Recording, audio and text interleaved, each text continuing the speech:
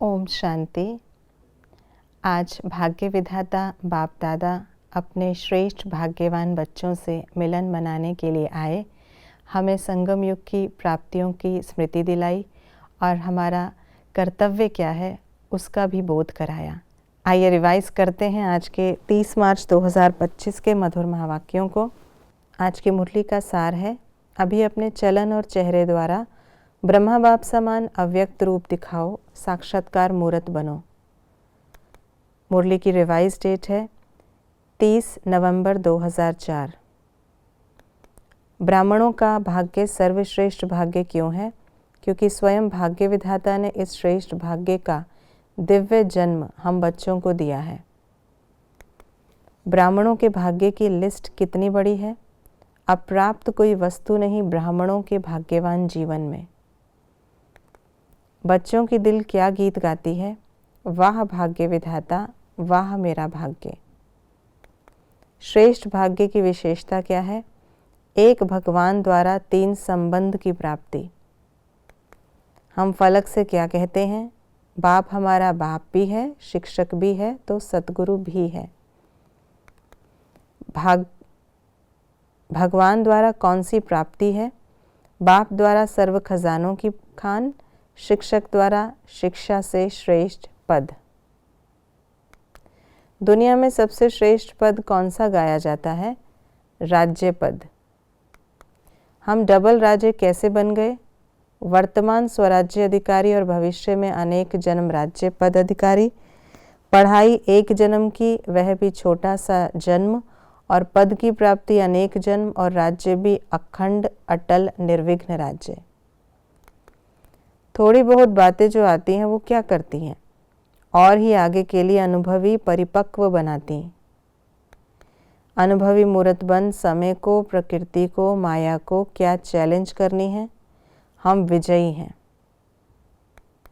माया क्या समझ गई है? अब हमारा राज्य जाने वाला है। बिना लक्ष्य के संपन्न बनने में क्या आ जाता है? अलबेलापन। स्मृति में ज्ञान नशा निश्चय रहता है, लेकिन एडिशन क्या चाहिए? चलन और चेहरे से दिखाई दे।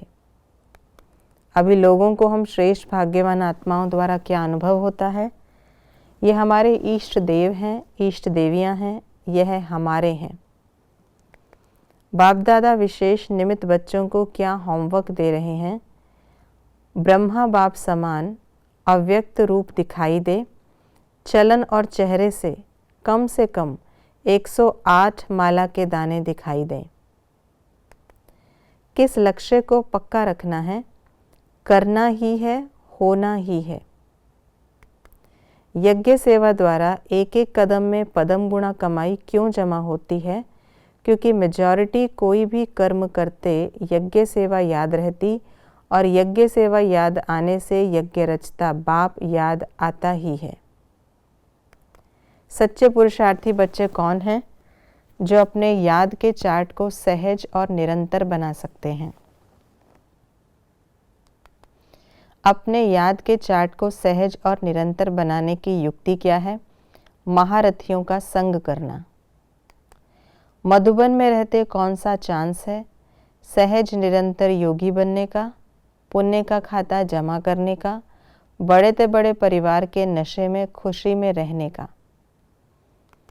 हर एक को अपना किन 3 बातों का रिजल्ट निकालना चाहिए? सहज याद की प्रोग्रेस कितनी की, कितना पुण्य का खाता जमा किया, संगठन या परिवार के स्नेह समीपता का कितना अनुभव किया। किन 2 बातों का बैलेंस रखना है? नम्रता और अथॉरिटी।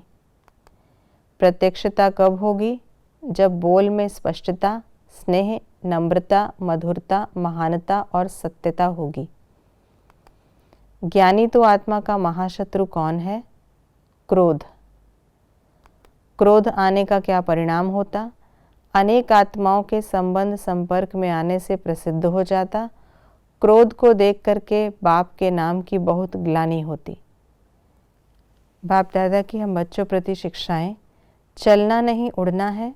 अब साक्षात्कार मूर्त बनो, साक्षात ब्रह्मा बाप बनो। अभी सेवा और स्वरूप दोनों तरफ अटेंशन चाहिए। ड्रामा में चांस तो मिलता है, लेकिन चांस लेने वाले चांसलर बनो। ये थी आज की मुरली की विशेष बातें। अभी चलने का नहीं, उड़ने का समय है, क्योंकि समय बहुत तीव्र गति से जा रहा है। इसलिए ब्रह्मा बाप को सामने रख बाप समान बन साक्षात्कार मूर्त बनना है। ओम शांति।